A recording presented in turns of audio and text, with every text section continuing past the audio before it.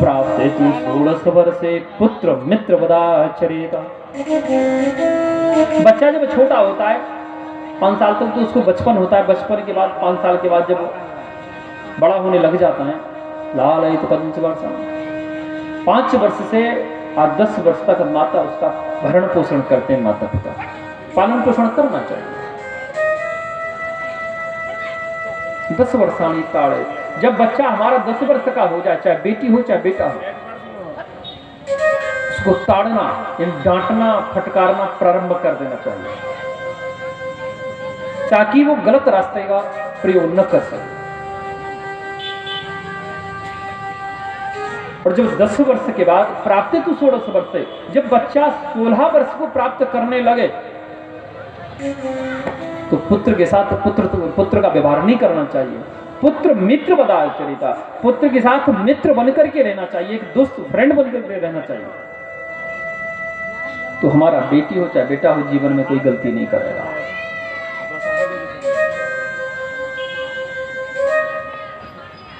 और ये संस्कार तब आते जब हम अपने बच्चे को संस्कार देंगे। शास्त्र एक तरफ और कहता है, नीति शास्त्र कहता है, रावण ब्रह्मांड का सबसे बड़ा विद्वान ब्राह्मण है। नीतिज्ञों में, राजनीतिज्ञों में सबसे बड़ा नीतिज्ञ है श्री महाराज विदुर। विदुर जी विदुर नीति में लिखे और श्री रावण संहिता में लिखा, अभिवादनशीलस्य नृत्यपवृद्धोपसेवनम् चत्वारितस्य वर्धन्ति आयुर्विद्या यशो बलम्। जो अभिवादनशील व्यक्ति होता है उसको जीवन में 4 चीजें प्राप्त होती हैं, आयु, विद्या, यश और बल। अपने से बड़ों का सम्मान करता है, अपने से बड़ों को प्रणाम करता है, अपने से बड़ों के संस्कार प्राप्त करता है। आयु, विद्या, यश और बल 4 प्रकार का वस्तु उसके जीवन में आता है। और ये ऐसी वस्तुएं जिनको भाई बंटवारा नहीं कर सकता।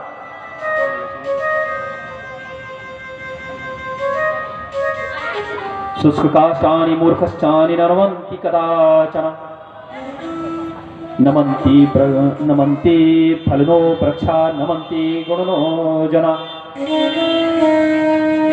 सूखा, लकड़ी और मूर्ख व्यक्ति कभी झुकता नहीं है। आपने कहीं देखा होगा, किसी सभा में कोई उच्च पद का व्यक्ति अगर पहुंच जाता है तो कौन उसको प्रणाम किया ये उसको नहीं पता, कौन उसको प्रणाम नहीं किया उसको पता है।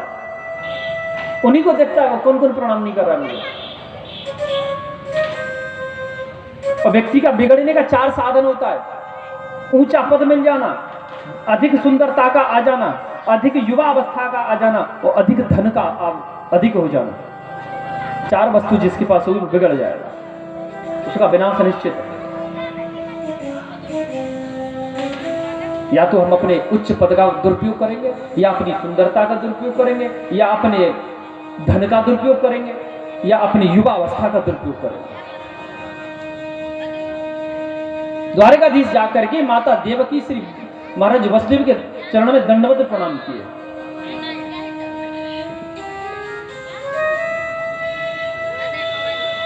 इधर श्री सुत जी कहते, ऋषियों, जब महाराज अर्जुन द्वारकाधीश को द्वारका प्रस्थान कराने के लिए जो गए, पीछे से माता अभिमन्यु की पत्नी माता उत्तरा एक पुत्र को जन्म दी और पुत्र जन्म लेकर के पद्मासन लगा करके बैठ गया, इधर उधर देखने लगा। राजघराने में राजपुत्र जन्म लिया, सारा समाज राज्य नगरवासी देखने आए, दर्शन करने आए। और कोई भी यदि उस बच्चे को गोदी में लेता तो प्रसन्न होकर के बच्चा उसकी गोदी में चल जाता, और जब उसका मुंह देखता तो उदास हो जाता। उस बच्चे का यह क्रियाकलाप देख करके श्री महाराज युधिष्ठिर ने अपने पूर्वज महर्षि पाराशर नंदन श्री वेदव्यास जी को बुलाया और वेदव्यास जी को कहा कि बोले गुरुदेव, आज तक मेरे कुटुंब में, मेरे खानदान में, मेरे वंश में ऐसा बच्चा उत्पन्न नहीं हुआ। प्रसन्न होकर के गोदी में जाता है और गोदी में जाने के बाद उदास हो जाता है, दुखी हो जाता है। क्या कारण? बोले राजन, ये बच्चा इस भीड़ में परीक्षा कर रहा है। वो ये देख रहा है इस भीड़ में कि जो शंख चक्र गदा पद्म धारण करके मेरी माता उत्तरा के गर्भ में जाकर के ब्रह्मास्त्र से मेरी प्राण रक्षा किया, वो इस भीड़ में कहां छुप करके खड़ा है।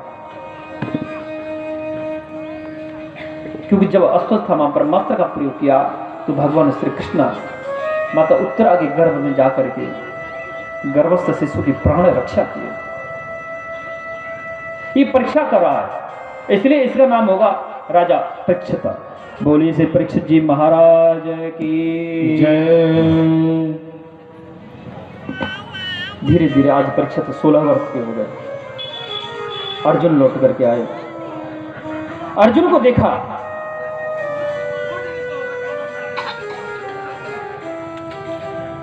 जो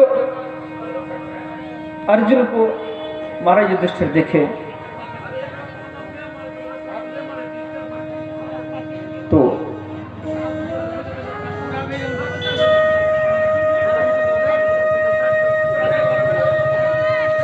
महाराज युधिष्ठिर बोले,